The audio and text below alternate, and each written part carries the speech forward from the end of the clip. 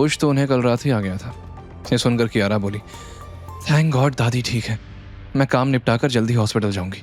कियारा की ये बात सुनकर यशवंत और राघव के चेहरे के एक्सप्रेशंस बदल गए। यशवंत मन ही मन बोला, अगर माँ पूरी तरह ठीक हो गई तो कियारा को हटाना और भी मुश्किल हो जाएगा।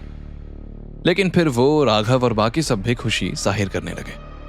दिन ढलने तक अमित और उनकी टीम ने सबके सामने 2 फ्रॉड फंड्स बेनकाब कर दिए। अमित ने उन फाइल्स को दिखाते हुए कहा, ये 1.6 करोड़ का फंड वॉयलेट ट्रेडर्स और 90 लाख का शाइन एंटरप्राइजेस, दोनों फेक कंपनीज हैं। इनके इनवॉइसेस जाली हैं और सारे ट्रांजैक्शंस फर्जी हैं। बाकी 7 करोड़ 30 लाख का फ्रॉड ढूंढने के लिए हमें थोड़ा और वक्त चाहिए। तभी एक बोर्ड मेंबर बोला, ठीक है, कल तक ये काम नहीं हुआ तो Kiara you have to resign, now let's end this meeting. ये सुनकर वेद मन ही मन बोला, ये लोग हमेशा एक दिन का वक्त तो ऐसे देते हैं जैसे टाइम इनके मामा का है, और ज्यादा दे दिया तो इन्हें कम पड़ जाएगा। वहीं कियारा ने हाँ में सिर हिलाते हुए कहा, थैंक यू। ये सुनकर एक मेंबर ने बाकी लोगों से भी चलने को कहा और उठकर जाने लगा। उसके साथ बाकी लोग भी बाहर आ गए। यशवंत भी वेद को घूरते हुए रूम से बाहर निकला। बोर्ड मेंबर्स के जाने के बाद कियारा ने चैन की सांस ली और अमित खन्ना से बोली, थैंक यू अमित, अगर तुम। अभी उसकी बात पूरी भी नहीं हुई थी कि अमित मुस्कुराते हुए बोला, थैंक्स मुझे नहीं, वेद से कहिए, अगर वो नहीं होता तो मैं यहां नहीं आता। ये सुनकर कियारा ने हैरानी से पूछा, मतलब ऐसा क्या किया इसने? अमित जवाब देने ही वाला था कि तभी वेद ने बीच में कहा, अरे तुमने ही तो अपॉइंटमेंट्स लेने की कोशिश की थी, मैंने तो बस थोड़ा सा फॉलो अप किया और इन्हें आज आने के लिए कन्विंस कर लिया। फिर वेद कियारा के पास जाकर मस्खरे अंदाज में बात बदलते हुए बोला, मैंने इतना अच्छा काम किया, अब निकालने के बजाय मेरे प्रमोशन का सोचो। कियारा ने उसे घूरते हुए देखा, इसकी बड़ी बड़ी बातें खत्म ही नहीं होती, लेकिन आज इसने मेरी हेल्प की है, इसलिए सबके सामने तो इसकी इंसल्ट नहीं करूंगी। तभी अमित ने इनिशिएटिव लेते हुए कहा, miss Kiara, my team was working for hours, I think we all can have dinner together. वैसे भी मुझे वेद को थैंक यू कहने का मौका नहीं मिला। ये सुनकर कियारा मन ही मन बोली, वेद को क्यों थैंक्स कहना है, अपॉइंटमेंट तो मैंने ली थी ना। फिर कियारा ने हाँ में सर हिलाया, हाँ या sure, but the dinners on me. आप लोगों ने वक्त पर आकर मेरी हेल्प जो की है। अमित के अग्री करने के बाद बाकी लोगों ने फाइल्स बंद की और सब नीचे जाने लगे। सब लिफ्ट में अंदर चले गए, लेकिन वेद सीढ़ियों की ओर बढ़ा। कियारा चिढ़ गई और बोली, वेद रुको, टाइम वेस्ट मत करो, लिफ्ट से भी चल सकते हो। मैडम, सीढ़ियां चढ़ने से कसरत हो जाती है, मैं तुम शहर वालों की तरह आलसी नहीं होना चाहता। डोंट वरी, तुमसे पहले पहुंच जाऊंगा।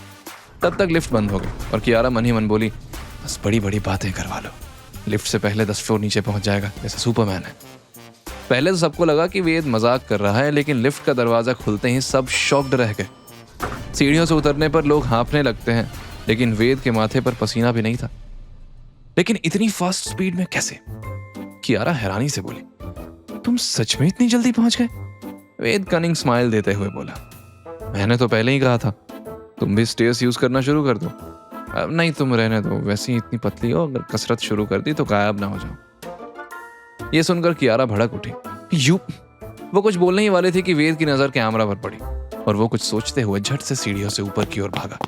कियारा चिल्ला पड़ी, अरे अब कहां जा रहे हो? लेकिन वेद का जवाब नहीं आया। कियारा ने गहरी सांस ली और सबको बाहर पार्किंग में चलने को कहा। वेद थोड़ी देर में नीचे वापस आया तो कियारा बोली, तुम ऊपर क्या करने गए थे? कुछ गायब होने से बचाने गया था, तुम चलो, मैं 2 मिनट में आया। ये कहकर वेद सिक्योरिटी गार्ड्स के पास जाकर बात करने लगा। तब कियारा गुस्से में बोली, वेद चलो, टाइम वेस्ट मत करो। वेद मुस्कुराया और बोला, आ रहा हूं मैडम। वो झट से कियारा के कार में जाकर बैठा। कियारा ने कार स्टार्ट की और वेद से गुस्से में बोली, वेद, अगर तुम्हें लोगों से बात करके टाइम पास करना है तो बाद में भी कर सकते हो, जानते हो ना हमारे पास टाइम कम है। लेकिन वेद का ध्यान तो कियारा के पैरों की तरफ था। उसने जैसे कियारा की बात सुनी ही नहीं। तब कियारा ने उसे घूरा, क्या देख रहे हो, ठरकी कहीं के। तब वेद ने हंसते हुए कहा, तुम क्या स्प्रिंग लेकर पैदा हुई थी जो बिना बात के उछलने लगती हो? मैं तुम्हें नहीं देख रहा था, वैसे भी देखने लायक है ही क्या? ये सुनकर कियारा दांत पीसते हुए बोली, तो फिर क्या देख रहे थे? देख रहा था कि कार कैसे ड्राइव कर रही हो। मैं जहां से आया हूं वहां ये चें पौ करने वाली गाड़ियां नहीं है, इसलिए सीख रहा था।